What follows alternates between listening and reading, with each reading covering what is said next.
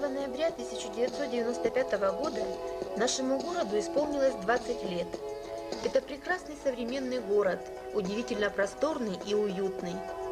В канун юбилея в адрес администрации города пришло много поздравлений от президента и правительства Республики Саха-Якутия, руководителей министерств, глав улусов, деятелей культуры. В этот день чествовали геологов, строителей, угольщиков, энергетиков, дорожников, учителей, врачей, всех тех, кто помогал строить наш город, Южно-Якутский угольный комплекс.